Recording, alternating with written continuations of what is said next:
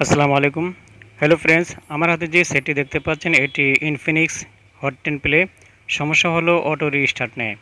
এই সমস্যার কারণে কাস্টমার এক পর্যায়ে আছাড় মেরেছেন, অর্থাৎ পাকাতে ফিক্কা মেরেছেন, যার কারণে গ্লাস ভেঙে চৌচির হয়ে গিয়েছে।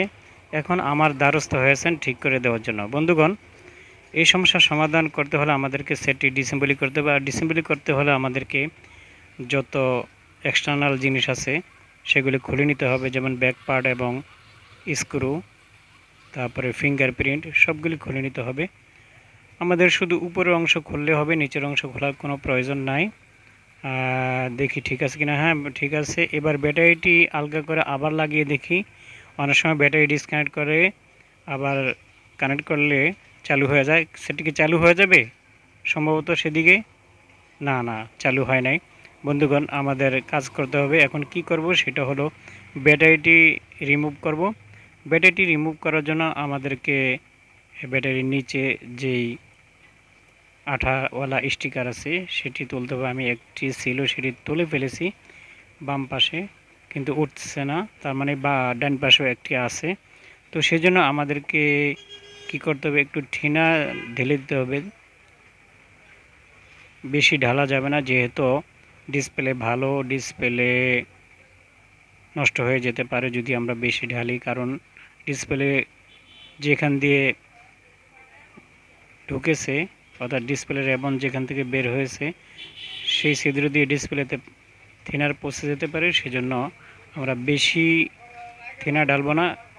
বন্ধুগণ, দেখেন থিনার ঢালার পর নিচে যে আঠালো স্টিকার ছিল সেটি নরম হয়ে গিয়েছে এবং ব্যাটারিটি আলাদা হয়ে গেছে, এই যে দেখেন। তো বন্ধুগণ, ব্যাটারি আলাদা করার জন্য আমরা দুপাশে হালকা থিনার ঢালবো যে কোনো সেটের ব্যাটারি রিমুভ করার জন্য। তাহলে দেখবেন যে আপনার ব্যাটারিটি চারিদিকে অনায়াসে উঠে আসবে, বেশি জোরাজুরি করতে হবে না। ঠিক আছে, আমি ব্যাটারিটি উঠিয়ে ফেললাম। তো ব্যাটারিটি একটু বাঁকা হয়েছে। আপনি যদি পাকার মধ্যে দুই পাশে দুইটা বাড়ি দেন তাহলে সোজা হয়ে যাবে। আমি বাড়ি দিয়েছি, সোজা হয়ে গিয়েছে। তো যাই হোক, এবার ব্যাটারির উপরের যে প্যাক আছে সেটা আমি খুলে আপনাদেরকে দেখাবো ঠিক কী কাজ করলে এই সমস্যার সমাধান হতে পারে। দেখেন, উপরে একটি সার্কিট আছে, সার্কিটে অনেকগুলি পার্টস আছে যেগুলি ভোল্টেজ এবং অ্যাম্পিয়ার নিয়ন্ত্রণ করে। তার মধ্যে দেখেন উপরে একটি থার্মাল রেজিস্টার আছে, মোটা বড়। এই থার্মাল রেজিস্টার থেকে এমন সমস্যা হয়ে থাকে, আমরা এই রেজিস্টারটি চেঞ্জ করব। তবে চেঞ্জ করার পূর্বে জাম্পার টেনে দেখব সমস্যার সমাধান হয় কিনা। ঠিক আছে, এই রেজিস্টার মার্কেটে কিনতে পাওয়া যায় বন্ধুগণ। তো যাই হোক, এই রেজিস্টার আপনার কাছে না থাকলে আপনি অন্য কোনো ব্যাটারি থেকে এই রেজিস্টার লাগিয়ে দিয়ে সমস্যার সমাধান করতে পারেন। তো আমি এই পর্যায়ে কি করব, একটু জাম্পার টেনে দেখব সমস্যার সমাধান হয় কি না। ঠিক আছে, যদি সমস্যার সমাধান হয় তাহলে এখানে একটি রেজিস্টার লাগিয়ে দিব। বন্ধুগণ, জাম্পারে কাজ হয়, তবে সমস্যা হয়। সেজন্যই কোম্পানি প্রত্যেক ব্যাটারিতে এই রেজিস্টার দিয়ে থাকেন, থার্মাল রেজিস্টার। যদি রেজিস্টার ছাড়া জাম্পারে কাজ হতো তাহলে রেজিস্টারের কোনো প্রয়োজন পড়তো না, এখানে তারা জাম্পারে দিয়ে দিতেন। তো যাই হোক, এবার আমি ব্যাটারিটি আগের মতো ফিটিং করে তারপরে মাদারবোর্ডে কানেক্ট করে দেখব সমস্যার সমাধান হয় কি না। বন্ধুগণ, যদি সমস্যার সমাধান হয় তাহলে বুঝবো যে ব্যাটারিতে সমস্যা ছিল। তো এভাবে ব্যাটারি অনেক দিন সার্ভিস দেয়, যেহেতু অরিজিনাল ব্যাটারি। তবে চেঞ্জ করে দিলেও সমস্যার সমাধান হয়ে যায়, যেহেতু সমস্যাটি ব্যাটারিতে। তো ব্যাটারিতে কিনা আমরা এখন চেক করলেই ধরতে পারবো যে সমস্যাটি কি ব্যাটারিতে ছিল, না মাদারবোর্ডে, না অন্য কোনো এক্সটার্নাল জিনিসে।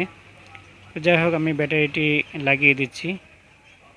ব্যাটারিটি লাগানোর পরে আমরা পাওয়ার বাটন চেপে দেখব যে সমস্যার সমাধান হয় কি না। তো যাই হোক, এবার পাওয়ার বাটন চাপবো, চালু হয় কিনা দেখব, এবং ফুললি চালু হয় কিনা সেটাই দেখব। যাই হোক, সেটটি চালু হয়ে গিয়েছে। এখন আমাদের দেখার পাল্লা যে সেটটি পুরোপুরি চালু হয় কিনা। দেখা যাক কি হয়, একটু ওয়েট করি বন্ধুগণ। যারা মোবাইলের কাজে নতুন তাদের জন্য এই ভিডিওটি, যারা পুরাতন তাদের জন্য নয়, তারা তো জানেন। বন্ধুগণ সম্ভবত সেটটি চালু হবে, দেখা যাক কি হয়, দেখা যাক, আর একটু ওয়েট করি। বন্ধুগণ ইতিপূর্বে আমি ব্যাটারি ডিসকানেক্ট করে আবার যখন লাগিয়েছিলাম তখন এই অবস্থা হয়েছিল, কিন্তু বন্ধ হয়ে গেছিল। এবার আমরা দেখব সেটটি চালু হয় কিনা। যদি সেটটি চালু হয় তাহলে বুঝবো সমস্যা। এই দেখেন সেটটি চালু হয়ে গিয়েছে। ব্যাটারিতে সমস্যা ছিল বন্ধুগণ ব্যাটারির ভিতরে এই থার্মাল রেজিস্টারটি যদি লিকেজ হয়ে যায় বা নষ্ট হয়ে যায় তাহলে এমন সমস্যা দেখা দেয়।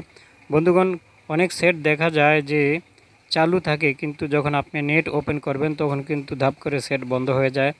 আবার দেখা যায় কোনো কোনো সেটে কল দিতে গেলে ধাপ করে বন্ধ হয়ে যায়। আবার দেখা যায় কোনো কোনো সেটে আপনি ফেসবুক, ইমো বা ইউটিউব দেখতে গেলে সেটটি ধাপ করে বন্ধ হয়ে যায়। তবে এই সকল সমস্যার জন্য এই রেজিস্টারটি দায়ী। জাম্পার টেনে দিলে বা চেঞ্জ করে দিলে সমস্যার সমাধান হয়ে যাবে। ধন্যবাদ সকলকে।